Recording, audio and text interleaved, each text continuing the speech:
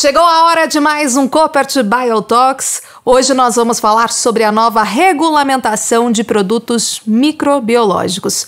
Por isso eu recebo aqui no estúdio a Amália Borsari, que é diretora de biológicos da CropLife. Seja muito bem-vinda, Amália. Obrigada, Renata. É um prazer estar aqui com todos vocês. Obrigada, viu? Com a gente também aqui no estúdio, Ricardo Machado, que é o gerente regulatório da Coopert Brasil. Ricardo, também bem-vindo. Tudo bem, Renata? Obrigado pelo convite aí para a gente falar um pouquinho dessa nova legislação.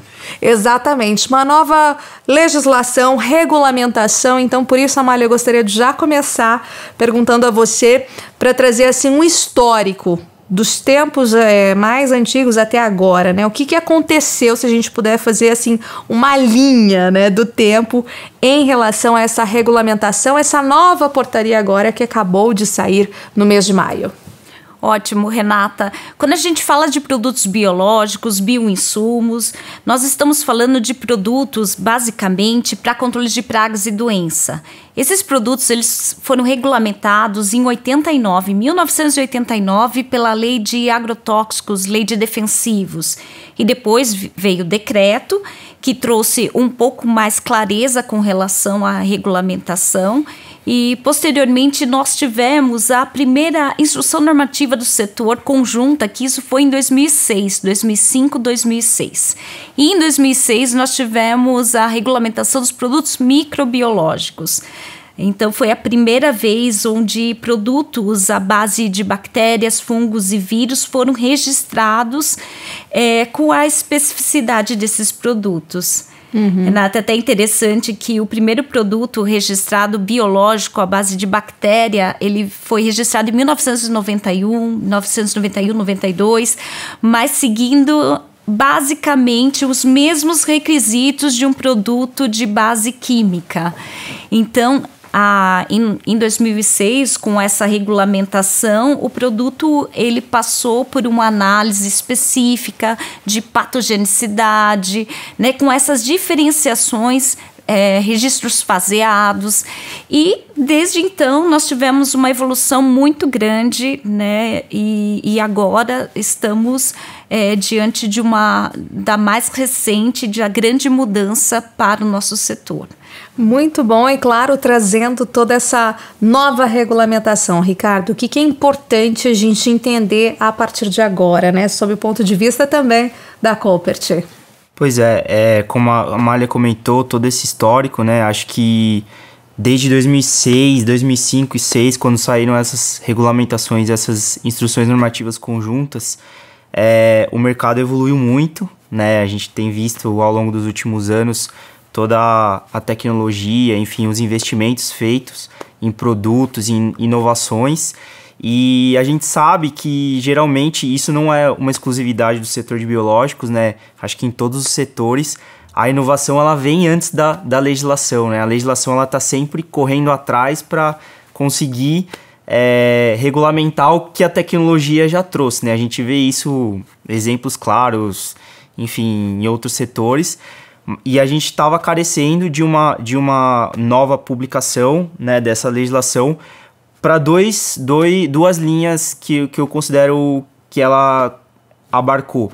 Primeiro é uma parte de trazer um pouco mais de transparência para algumas práticas que já vinham sendo feitas, tanto pela parte da indústria quanto pela parte dos órgãos regulamentadores, né, mas que não estavam ali com uma formalização em lei, né? E ela trouxe isso traz uma segurança muito grande para a indústria, né? E a segunda parte é a questão da inovação, que realmente a gente está vendo a evolução, o investimento das empresas e novas tecnologias que não estavam contempladas na legislação vigente. Então ela traz, dando alguns exemplos, tá? Tem bastante coisa, bastante novidade, mas alguns exemplos. Ela traz a possibilidade do registro de metabólitos, ela traz a possibilidade de registro de mais de um ingrediente ativo, ela traz a possibilidade de registro de organismos geneticamente modificados, claro, estes desde que passando por toda a parte de biossegurança da CTN Bio, mas enfim, ela traz tecnologias que não estavam contempladas e que a gente sabe que já estão sendo trabalhadas pela indústria e, obviamente, a gente também tem dentro do nosso pipeline essas tecnologias, né, vislumbrando novos registros aí futuros. É isso, né, Ricardo? Eu brinco, né? Eu sempre falo que hoje o agro ele caminha para 2 pilares fundamentais, que é a agenda verde e inovação.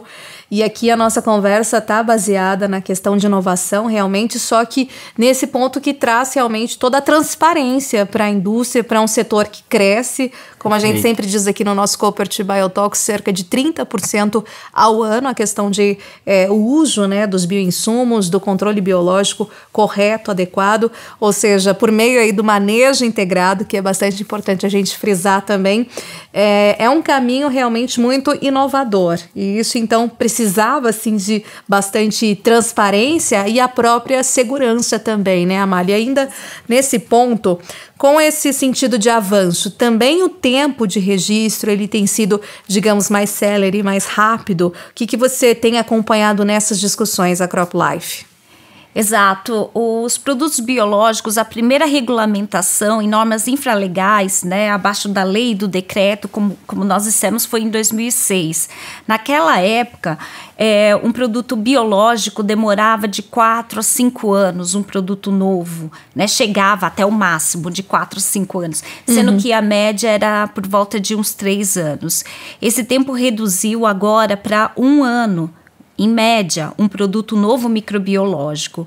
Mas o que é importante deixar claro, Renata, que isso, né, é bem diferente a parte da desregulamentação, da desburocratização. Nós estamos falando de desburocratização, porque esses produtos ainda eles passam por um requisito, uma listagem, pré-requisitos de testes de eficácia, trazendo essa segurança para o produtor, porque o produtor ele quer usar o produto biológico sim, mas ele quer ter efetividade no controle. Então, os produtos biológicos eles passam por essa análise no Ministério da Agricultura quanto à efetividade, passam pela análise também toxicológica pela Anvisa, porque todos os produtos biológicos, eles são sim seguros, mas eles são seguros porque eles passam por esses testes de avaliação dos órgãos, porque sabemos que existem algumas cepas, alguns micro-organismos que podem sim ser prejudiciais. Por isso que há necessidade de se passar pela Anvisa. E pelo IBAMA também, uma avaliação ambiental para verificar se tem impactos também em outras pragas, em mamíferos e no meio ambiente no geral. Muito bom você tocar nesse ponto, sim, de regulamentação e todos os requisitos para realmente entrar com uma tecnologia, uma inovação, passando aí por todos esses requisitos, né, do Ministério da Agricultura, Anvisa também, IBAMA. Importante frisar também que só nesse ano de 2023 o mapa já registrou 15 produtos aí de baixo impacto. E aí justamente também trazendo o ponto de controle de qualidade. Isso também deve ser mais efetivo a partir de agora, Ricardo? Com certeza, Renata. Essa era uma demanda antiga, né, do setor. Trazer mais clareza quanto ao controle de qualidade, porque a gente que está há bastante tempo, né, na área de biológico, a gente sabe o quão sensível é entregar um produto de qualidade para o produtor e esse produto não tendo qualidade, o impacto que isso traz, né, para o setor como um todo. E aí eu não estou falando nem de um produto específico, ou não só da Coopert, mas pensando na confiança do produtor na tecnologia. Né? A gente brigou muito ao longo dos anos para trazer produtos de qualidade, mas essa clareza ainda não estava, de novo, transparente na legislação. E essa portaria é a primeira, o dispositivo legal que traz com clareza os parâmetros de controle de qualidade. Eu considero que é um marco bastante importante, né? E aqui eu também quero fazer uma consideração que a portaria ela é um trabalho conjunto, não só da indústria, né? Grande participação do governo, da pesquisa, academia que sempre nos ajudou nesses protocolos de controle de qualidade. Então foi um trabalho bastante intenso ao longo dos últimos anos de todos esses entes aí para chegar num parâmetro de controle de qualidade que vai dar segurança para as indústrias e principalmente para o produtor, né? Ele saber que ele tem um produto eficaz, né, na mão dele e que vai entregar o resultado que foi prometido. Realmente essa segurança que hoje o produtor ou a produtora rural necessita para ter as garantias, né, de toda a evolução que a gente vem acompanhando em relação à nossa agricultura, o quanto ela tem crescido, não só em produtividade, mas em pacote tecnológico e, mais do que isso, conhecimento também, que é a base de tudo. E como é que a CropLife vem trabalhando essa questão de estar realmente inserida na questão, fazendo parte das grandes discussões em relação a esse avanço, né, do controle biológico? Como é que vocês veem também esse grande crescimento que está sendo bastante, assim, chamando a atenção mesmo, né, Amália? Não, com certeza. Nós estamos bem atentos a todas essas mudanças e propondo mudanças, inclusive a portaria é um resultado desse trabalho, um alinhamento global também. Muitas das nossas empresas da CropLife estão situadas em vários países. Temos a CropLife também international em outros países onde nós fazemos trocas de informações e que posso dizer, Renata, que nós estamos, em termos de regulamentação, o Brasil é um dos mais avançados no mundo. Era essa a minha pergunta, né? Exato. Em comparação com os outros países, como é que a gente está? Tanto nessa questão que a gente comentou há pouco do tempo de registro, quanto na questão de avanço de regulamentação de lei, né? De base. Sim, muita gente até questiona, nossa, mas os produtos biológicos estão dentro da legislação de agrotóxicos. É uma peculiaridade aqui do Brasil, mas também nos Estados Unidos e na Europa eles também estão abaixo da legislação de pesticidas. É que aqui no Brasil há um pouco mais de engessamento da regulamentação, mas com essas instruções normativas conjuntas, no caso agora a portaria, não é mais INC, traz uma racionalização a esses processos. O que é importante, né, destacar é que esses produtos, então, eles passam a necessidade de eles passarem por avaliações de eficiência, de toxicidade, ecotoxicidade. Em outros países, isso não é feito, não existe essa divisão aqui no Brasil, como existe aqui no Brasil. Aqui, no caso, é passado por duas agências, no caso do IBAMA e da Anvisa, e no caso do Ministério da Agricultura, que pode trazer um pouco mais de burocratização nesse sistema, ao mesmo tempo que traz uma segurança. Em outros países, é feita uma análise ambiental e uma análise quanto à saúde, mas não necessariamente são três órgãos, eu quero dizer. Então, é essa a única diferença. E é isso que faz também com que o Brasil, com todos esses avanços, tenha uma representatividade e tenha se destacado no tempo de registro. Nós estamos comentei para vocês de 1 ano de registro, a média agora recente de produto microbiológico novo, versus há 2 anos nos Estados Unidos, uma média, e 5 anos na Europa. Olha o avanço, né? E aí, complementando, Ricardo. Só complementando, Renata, nesse ponto, né, do avanço, a Amália comentou dos 3 órgãos que, a princípio, traz uma burocratização, mas isso também, por outro lado, traz uma eficiência. E o que a gente viu ao longo desses anos, com o crescimento do número de empresas, do número de processos submetidos, é que os próprios órgãos acabaram adequando as suas estruturas para o biológico, separando as filas do químico, trazendo gente mais especializada para avaliação desses processos. Então, tudo isso resultou nessa diminuição do tempo de registro dos produtos biológicos, né? E também, voltando à questão que você colocou do Brasil no cenário internacional, acho que um ponto importantíssimo que essa nova portaria traz, que é uma formalização, mas e que foi uma inovação lá no passado e é muito bem vista por outros países, é a questão da indicação dos produtos biológicos por alvo biológico sem restrição de cultura, né? O que a gente tinha no passado no Brasil e é o que a gente vê no restante dos países é que o registro tem que ser feito por alvo e cultura. Então, se você quer recomendar para o mesmo alvo em diferentes culturas, você tem que entrar com os registros separados por cultura. No Brasil, isso foi através de um ato do Ministério, foi mudado, né? Então, os produtos passaram a ser recomendados por alvo, porém um ato ele é um dispositivo legal bastante frágil, que ele pode ser revogado a qualquer momento. E a portaria nos trouxe essa segurança. E isso é uma inovação bastante grande, inclusive é bastante discutido em outros países e tem um fundo científico por trás, que é a questão do resíduo, né? O registro de químicos é por cultura, porque o químico tem a questão do resíduo, que varia de acordo com a característica da cultura, e o biológico, por não apresentar resíduo, ele não tem essa restrição, né, de ser indicado por cultura. Isso é uma inovação que nos diferencia bastante, foi realmente um pioneirismo do Brasil nesse sentido.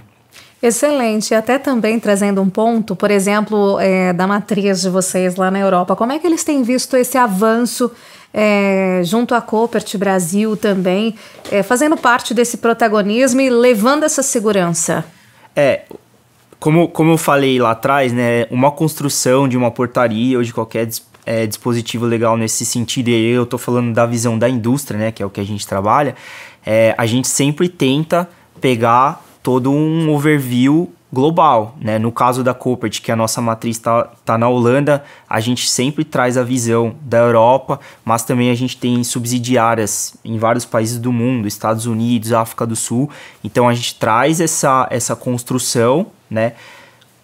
Pega a visão de todo mundo e tenta trazer para a nossa realidade. E, obviamente, alguns inputs você consegue encaixar, outros a gente acaba tratando de maneiras diferentes, mas dentro da própria CropLife, como a Amália comentou, a gente tem várias multinacionais, e isso é bastante interessante porque a gente consegue trazer visões, né, e especialistas, enfim, é um debate bastante amplo e complexo, por isso que não é rápido, e por isso que é tão importante, é um marco tão importante a publicação dessa portaria que acho que a gente estava trabalhando muito e há muito tempo para ter esse dispositivo legal. Ainda nesse ponto da diferenciação do Brasil, eu destaco que o Brasil é o primeiro país que vai regulamentar os bioestimulantes, que regulamentou, na verdade, os bioestimulantes. Recentemente, a Europa trouxe em lei, mas não estabeleceu os requerimentos para isso. E essa portaria, ela já conversando com a própria lei e o decreto, conseguiu definir o que são os bioestimulantes à base de micro-organismos ou de substâncias à base de micro-organismos. E nesse sentido, foi um avanço, há uma possibilidade das empresas, então, registrarem esses produtos por esta via. E, na verdade, os bioestimulantes são produtos de origem natural, nesse caso, os micro-organismos, que conferem um efeito contra o estresse vegetal, podendo favorecer o controle de pragas e doenças também. Na agricultura já são conhecidos, muitas vezes eles são comercializados como inoculantes, né? E a grande vantagem agora é que esses produtos, como bioestimulantes, eles poderão ser, tem requerimentos que conferem a eficácia desses produtos, e para os produtores é excelente. Com certeza que é o que o produtor precisa, né? Dessa garantia e da eficácia mesmo, né, Ricardo? Exatamente, mas aí, Renato, só um ponto que é importante destacar também é a complexidade do biológico quando comparado com o químico, né? Um organismo vivo, ele pode ter diferentes ações, não só o controle da praga, ele pode ter uma ação de bioestimulação, ele pode ter ele traz outras possibilidades para o agricultor. E por isso que é tão difícil a discussão, por isso que ela é tão complexa, colocar todo um universo de micro-organismos em divisões de legislação. Essa discussão ela não é simples, né? E ela não acaba por aqui. Ela continua... É só um ponto, né? Um ponto de partida para a gente ir mais adiante. Foi ótimo você colocar assim a representação de várias indústrias, de várias visões para realmente chegar aonde seria o melhor ali, o mais adequado, o equilíbrio, mas a gente sabe que assim como o agro avança a cada dia também, as discussões e a regulamentação também segue esse mesmo perfil. E eu sempre gosto de finalizar perguntando assim sobre tendência futuro. Como que você vê a tendência da regulamentação, então, Amália, indo para esse sentido, né? E o futuro também? Nós estamos caminhando para uma legislação única de biológicos no Brasil, né, que deve ocorrer nos próximos anos, né? Eu acredito que daqui 2 anos nós teremos uma regulamentação só sobre produtos biológicos para atender todas essas peculiaridades. Conforme comentado pelo Ricardo, é difícil a gente separar, olha, bactéria, você só vai ter um efeito no controle, né? Você está registrado aqui, né? Você não pode ter um efeito de fixação biológica de nitrogênio, por exemplo, né? Só dando um exemplo da complexidade que são esses produtos, né? Das complexidades. Então, nós caminhamos, nós temos já um debate no Congresso brasileiro e acreditamos que o Brasil será o pioneiro, né, nessa jornada. Mas seguindo os requisitos internacionais, isso que deve ficar bem claro. Uma questão é dar uma legislação específica, mas os requisitos de segurança e harmonização dos conceitos deverão ser os mesmos para a segurança e efetividade do produto no campo. Exato. Para você, Ricardo, como é que você vê essa tendência também de regulamentação por parte aí da indústria? Sim. Como a Amália comentou e acho que você chamou atenção, eu acho que esse, na verdade, é um ponto de partida, não é nem de longe a conclusão do trabalho, né? Acho que ao longo dos anos, como a gente comentou, a gente veio trabalhando na melhoria da legislação, mas a gente ainda está longe do ideal e a inovação, ela é dia a dia, né? A gente, dentro da Koppert, tem um pipeline, tem várias tecnologias que a gente quer colocar no mercado e a gente precisa ter essa segurança, né? Precisa ter essa base legal para colocar isso de uma maneira, enfim, que nos atenda e que principalmente dê segurança para o produtor com ferramentas que ajudem no dia a dia dele. Como a Amália comentou, acho que o Congresso brasileiro tem trabalhado bastante, né? A gente tem muita movimentação aí nos últimos anos e acredito que essa é a tendência. E a gente está trabalhando via CropLife nessa possibilidade de ter uma legislação única, né? Que abarque os bioinsumos. É um desejo. Eu acho que a tendência é seguir nesse caminho, mas também, como a Amália frisou, nós temos que sempre considerar o cenário internacional. Não adianta inovar, mas também estar fora do que o mundo está praticando, né? Até porque nós somos uma multinacional e a gente também tem negócios em outros países. Mas eu acho que é inevitável que a gente vá para esse caminho, porque o mercado está crescendo bastante, né? E, enfim, o governo também está muito atento às discussões. Eu acho que agora a gente, com essa publicação, ganha uma atração também para as coisas acontecerem talvez numa velocidade um pouquinho melhor. Exato. Perfeito, agradeço então muito a vocês por traçarem aqui um perfil de todo o trajeto histórico do que vem acontecendo com a regulamentação, desde ali de fim da década de 90, passando por anos 2000 e até agora, e de fato, né, para onde a gente caminha com essa discussão em nível regulatório. Então, muito obrigada, Ricardo, obrigada, Amália aqui da CropLife com a gente também. Esse foi mais um episódio do nosso Koppert Biotalks, falando justamente sobre a nova regulamentação de microbiológicos. Até o nosso próximo episódio.